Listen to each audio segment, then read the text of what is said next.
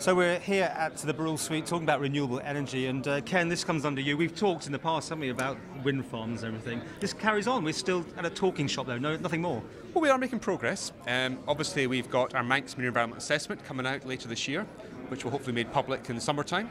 And that's looking at all the existing constraints in our water, and that will help develop and identify areas that are suitable for development. So that's a major piece of work that's jointly funded by Department of Economic Development, Department of Infrastructure and Department of Environment, Food and Agriculture. We're also in discussions with the UK government about exporting renewable energy from the Isle of Man to the UK. That would make them eligible for renewable incentives, which a lot of these very expensive offshore projects require to make them viable at this stage. What about, I mean, obviously that's on the big scale. What about people doing their own things, solar panels, little wind turbines? Are you encouraging that side of it or not? Or is that outside your scope? It all falls within energy policy.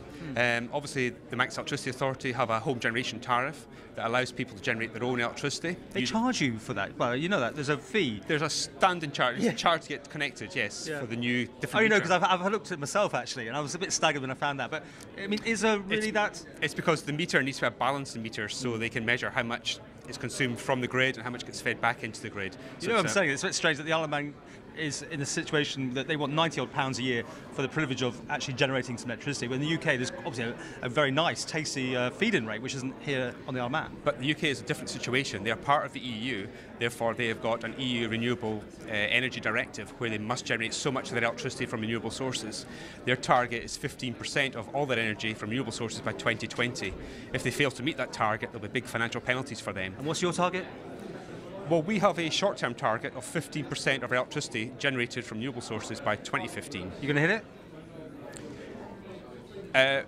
We are about 3-4% just now, because obviously we've got a hydro scheme and we've got the organic component from it. Are you going to hit it? It's still 2 or 3 years away.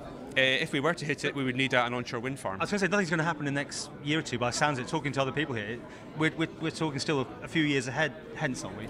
Well, today is obviously about offshore wind, but you're going back to the onshore wind, that is a policy decision for Tynwald to decide if they wish to have onshore wind farm. Today it's very much the economic opportunities for the island. It's very much about offshore opportunities, which is far greater scale. The Isle of Man owns seabed at 12 miles, therefore greater than 87% of the Isle of Man is marine environment.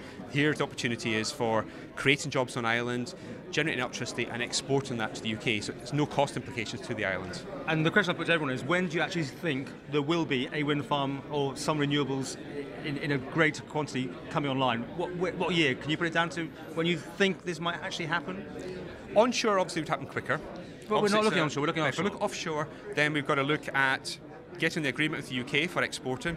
And just tell me, do you think it'll be this decade or next decade or what? We would certainly hope with this decade. Yeah. We'd be looking at 5 to 6 years' time. It takes about 5 to 6 years to go through a consenting process, collect the wind measurements, get planning permission and install wind turbines. If you look at what Centrica have done, they were awarded that back about 3 years ago now. They've had their zone and are gradually working up their planning application, which will go in probably later this year or next year.